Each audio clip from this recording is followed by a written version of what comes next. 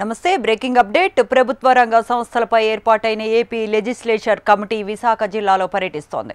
Committee chairman శాసనసభ్యులు కోన రవికుమార్ అధ్యక్షతన Visakha collector కార్యాలయంలో జిల్లా కలెక్టర్ నగరంలోని వివిధ ప్రభుత్వ రంగ సంస్థలు ఎండీలు సీఈఓలతో కమిటీ సమావేశమైంది.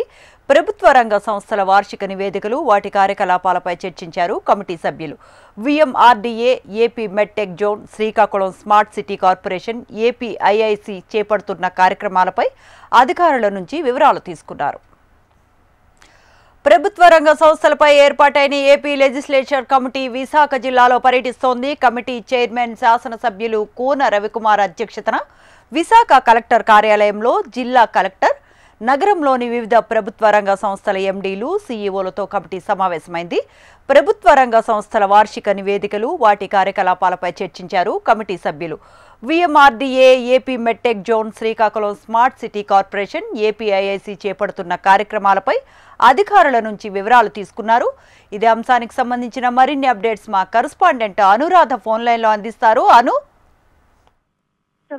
ఇక్కడ విశాఖపట్నంలో ఈ రోజు ఏపీ లెజిస్లేటివ్ కమిటీ పర్యటిస్తున్నారు. 2 రోజుల పాటు పర్యటనలో భాగంగా ప్రభుత్వ రంగ సంస్థల్లో జరుగుతున్న కార్యకలాపాలు, అలాగే ఏవైతే కొత్తగా వస్తున్న ప్రాజెక్టులు, వాటికి సంబంధించిన వివరాలు, అభివృద్ధి పనుల మీద ఈ కమిటీ నివేదికలు తీసుకుంటా ఉంది. ఇందుకు సంబంధించి ఈ రోజు విశాఖ కలెక్టరేట్ లో 3 అంటే ఉత్తరాంధ్ర జిల్లాల అధికారులు, అలాగే కమిటీ సభ్యుల్లో కోన రవికుమార్ అధ్యక్షన ఈ రోజు ఇక్కడ సమావేశమయ్యారు. ఈ సమావేశంలో ముఖ్యంగా ప్రభుత్వ రంగానికి సంబంధించిన అనేక ప్రాజెక్టులు ఏవైతే జరుగుతూ ఉన్నాయో వాటికి సంబంధించిన వార్షిక నివేదికలు, అలాగే ఏపీఐఐసి స్మార్ట్ సిటీ కార్పొరేషన్ కి సంబంధించిన ప్రాజెక్ట్ పనులు, విఎంఆర్డీఏ, అలాగే శ్రీకాకుళం స్మార్ట్ సిటీ కార్పొరేషన్, ఇక్కడ విశాఖపట్నంలో ఇతర పర్యాటక ప్రదేశాలు, ప్రాంతాలు, వీటికి సంబంధించిన ప్రాజెక్టులకు సంబంధించి నివేదికలు తీసుకుంటూ ఉన్నారు. అయితే దీనికి సంబంధించి మొత్తం విశాఖ జిల్లా కలెక్టర్ హరేంద్ర ప్రసాద్ అధికారులతో పాటు అందరూ కూడా పాల్గొని కమిటీ సభ్యులకి పవర్ పాయింట్ ప్రజెంటేషన్స్ ద్వారా ఇక్కడ జరుగుతున్న అభివృద్ధి కార్యక్రమాలు, వార్షిక నివేదికలు, ఇతర అంశాలకు సంబంధించిన వివరాలన్నీ కూడా తెలియజేసే ప్రయత్నం చేస్తున్నారు. 2 రోజుల పాటు ఈ కమిటీ ఇక్కడ విశాఖపట్నంతో పాటు ఉమ్మడి విశాఖ జిల్లాలో, అలాగే ఉత్తరాంధ్ర జిల్లాల్లో పర్యటిస్తారు.